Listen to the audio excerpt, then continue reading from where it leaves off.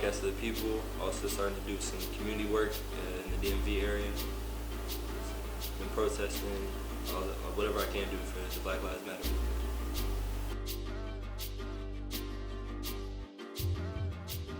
So going down, originally protesting, led about 1,000 people to take a knee in front of the White House. We had seen a lot of news reporters out there and other people that weren't really getting what was actually going on or only showing certain angles. And when we come home, we go on Twitter and Instagram, we're all starting to see all these clips of protesters or looters, rioters going crazy, but you don't really get a feel for what's actually going on. And even then it's taken out of context, and you don't see a lot of times like the tear gas is being thrown at us and they're saying we're launching flares at the officers and stuff like that. So we just wanted to give an uncensored view of everything that was going on and give everyone an ability to voice their own voice.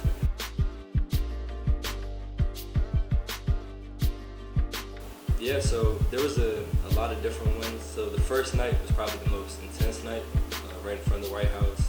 I personally was shot with tear gas, a couple of the rubber bullets, as well as they're like little rubber balls. I forgot to bring them with me, but it's filled with mace and pepper spray. And so when you get hit on impact, it pops. And basically what they had was a wall of officers, National Guard behind them, reinforcing them, shooting into large groups of people, not really caring about the people at all, snatching waters, cutting water bottles open for protesters and for other people to use for first aid and stuff like that. Just in extreme abuse of power, you see them picking off certain groups of people, literally just taking people sometimes, and you have no idea where they're pulling them to, separating them from other people they know, leaving people in zip ties, beating on the side where we rip people off, still have the zip ties too. And just to feel what was actually really going on and just feel just how intense it was in the moment. You got people that this is probably the first time in their life anything like this is actually going on, especially in the city, and people my age I know haven't really encountered anything this direct. So just to feel it itself is really intense, but it's kind of hopeful at the same time.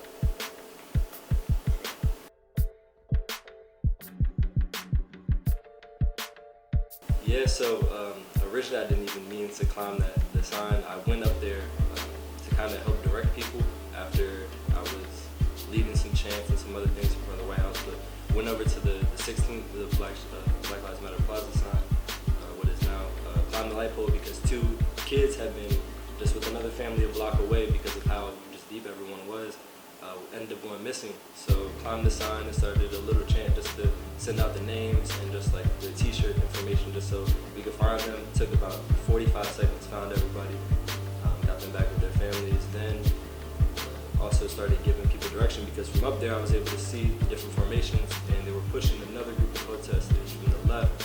So basically just got up there, told everyone to hold to certain lines, asked for white lives to use their privilege and go to the front if they really wanted to stand with us, and that's kind of what happened. So solely from that kind of platform we were able to kind of direct people a little bit in the protest.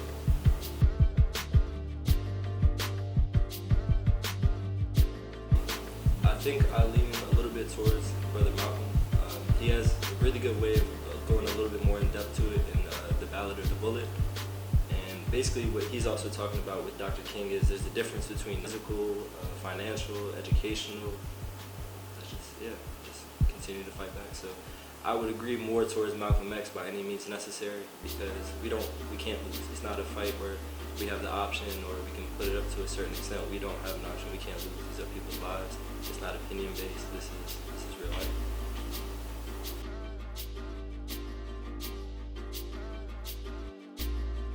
I actually was lucky enough to be able to protest in different states as well. So I was able to go to Virginia, Maryland, and then right on the edge of Pennsylvania.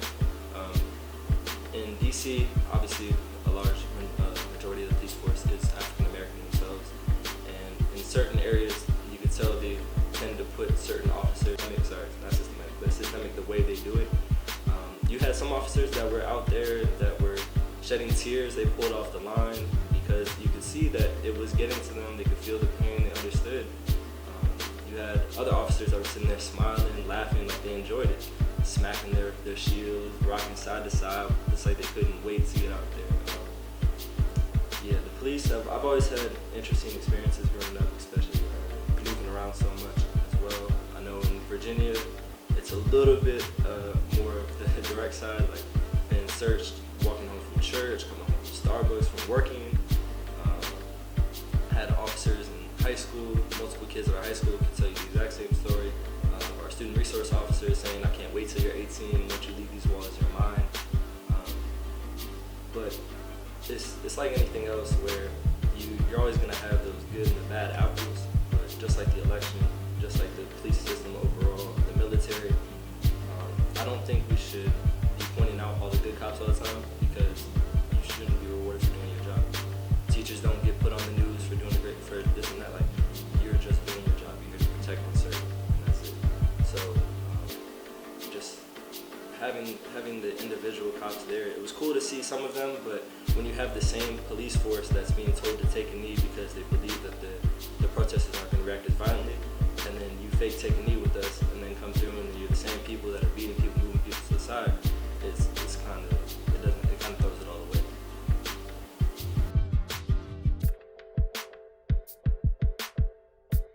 Absolutely.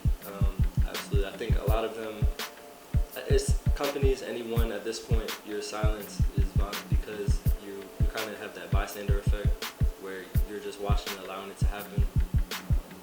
Racism at this point has been kind of like dust. A lot of us have been choking on it. A lot of people are allergic and have been having bad reactions and stuff like that. And people have kind of just ignored it because it's just something that flows by them. But with all this going on, it kind of shed light into everything, so it brought light into that room. So now it's the point where you see the dust. Dust is everywhere. It's in front of everybody. You can't go online without scrolling past something or finding companies marketing towards equality and something like that. And it's this point now whether you want to ignore the dust and continue to choke on it or act like it's not there, or actually deal with the problem itself. But we've seen that's been kind of, there's companies like Ben & Jerry's, even before this, has always been on top of that. Nike's usually tries to do pretty well for equality. I know they had, for the Olympics, they had the jobs and other things that they were providing. So there definitely are people out there trying to do good. There's also going to be the ones that put on the act that we've seen before as well, that will make a small donation, do this and that, but we have to continue to hold them accountable, just like we do everybody else.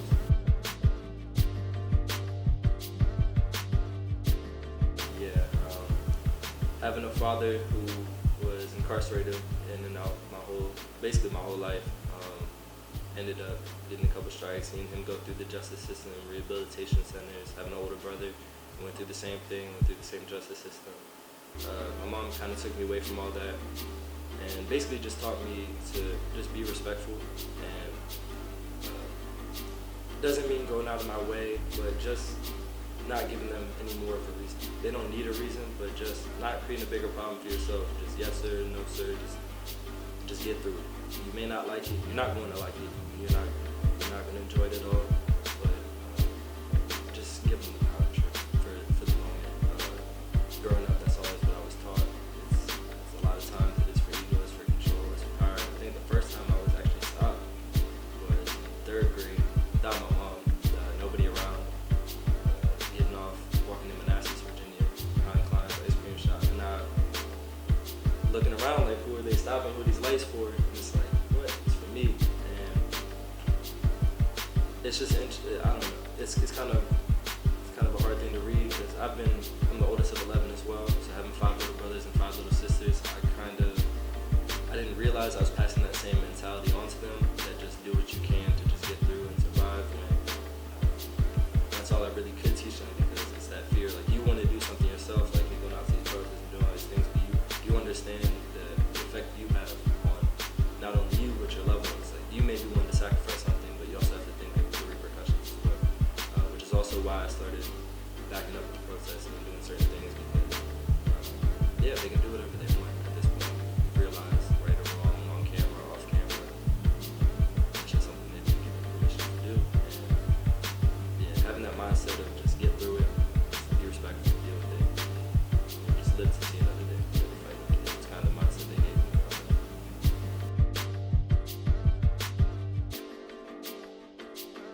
So we're actually raised money. We started a GoFundMe. The first 48 hours we raised $1,300 for community supply drives. what we're going to do is we're creating care packages that offer supplies for people in high, for low-income areas.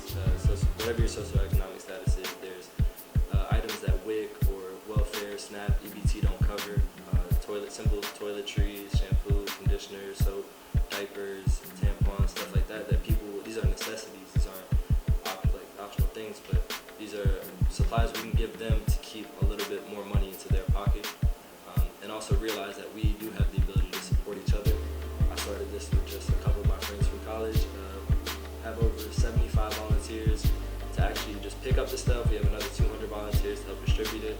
We have chefs that were protesting that are coming out there to provide food. We have a barber, James, who's actually going to be, we're still working that out with the school for how we're going to do it. Trying to also partner